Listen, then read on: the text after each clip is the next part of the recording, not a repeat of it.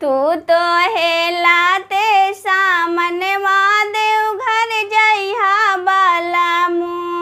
तू तो हेलाते सामन महादेव घर जइहा बालमु। जाके दुखवाया अपन बाबा से सुनैहा बालमु।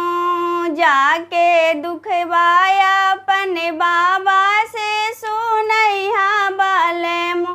काचे काचे बसवा के कामर बनैहा। काचे काचे बसवा के कामर बनैहा। उसमें सोने के घुंघरू लगैहा बालमु।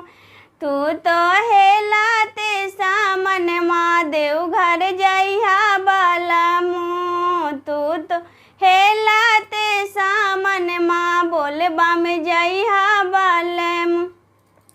काचे काचे बसवा के कामर बनैहा। काचे काचे बसवा के कामर बनैहा। उसमें सोने के घुंघरू लगैहा बालमु। उसमें सोने के घुंघरू लगैहा बालमु। सोने सुराही गंगा जल पानी। सोने सुराही गंगा जल पानी। उसमें पानिया तो हूँ तो भरैहा बालमु। जाके जलवाया अपन बाबा पर चढ़ैहा बालमु। जाके जलवाया अपन बाबा पर चढ़ैहा बालमु। जाके दुखवाया अपन बाबा से सुनैहा बालमु।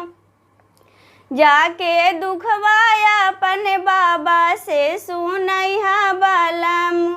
गौरिया रंग के कपड़ा खरीदिहा।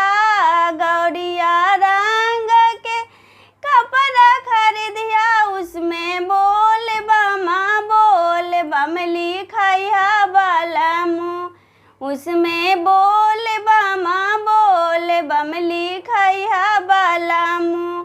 जाके दुखवाया अपन बाबा से सुनैहा बालमु। जाके दुखवाया अपन बाबा से सुनैहा बालमु। सोने के प्रात में भंगिया के गोलेबा। सोने के प्रात में भंगिया के गोलबा। जाके भंगिया अपन बाबा पर चढ़ैहा बालमु।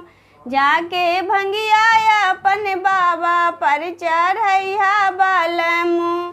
जाके दुखवाया अपन बाबा से सुनैहा बालमु। सासु ननद हमरा दिलन उलहन माँ। सासु ननद हमरा दिलन उलहन माँ। एगो बेटवा एगो बेटिया मंगले अइहा बालमु। एगो बेटवा एगो बेटिया मंगले अइहा बालमु। जाके दुखवाया अपन बाबा से सुनैहा बालमु। जाके दुखवा अपन बाबा से सुनैहा बालमु। टोलवा पड़ोसिन हमरा दिलन उलहन माँ। टोलवा पड़ोसिन हमरा दिलन उलहन माँ। जाके धाना दौलतिया मंगले अइहा बालमु। जाके धाना दौलतिया मंगले अइहा बालमु। जाके दुखवाया अपन बाबा से सुनैहा बालमु। जाके दुखवाया अपन बाबा से सुनैहा।